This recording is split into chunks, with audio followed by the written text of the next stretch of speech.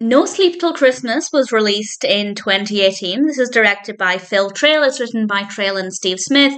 And we have a cast including Odette Annable, Dave Annable, Charles Michael Davis, and various others.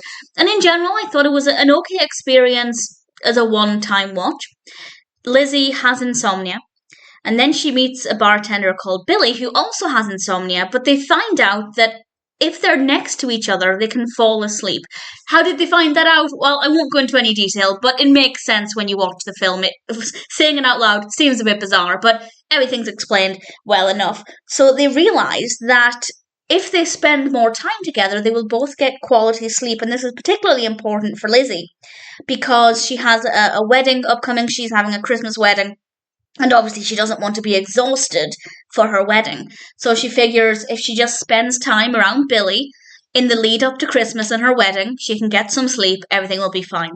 But of course, as they spend more time together, things get a little bit awkward and questionable. And will the wedding go ahead? Will Lizzie get enough sleep? There were a lot of questions. And in general, I thought the narrative was a little different. It's quite different to anything I've personally seen before, and I thought it was an interesting enough concept, and I did care enough.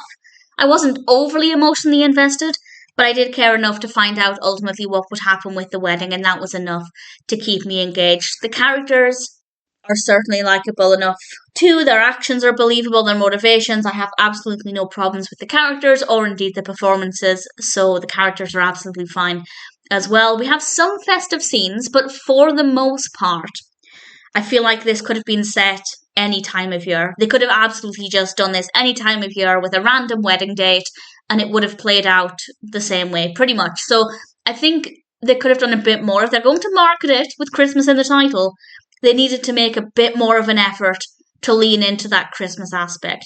So I was a little disappointed there, but taking that out of the equation, everything else about it is absolutely fine. The technical aspects are all fine. The narrative works well. The performances are good. The characters are good. As a one-time watch, No Sleep Till Christmas was generally a good experience. And as long as you're not looking for a very Christmassy film and the narrative sounds interesting to you, then I guess I'm happy to recommend it.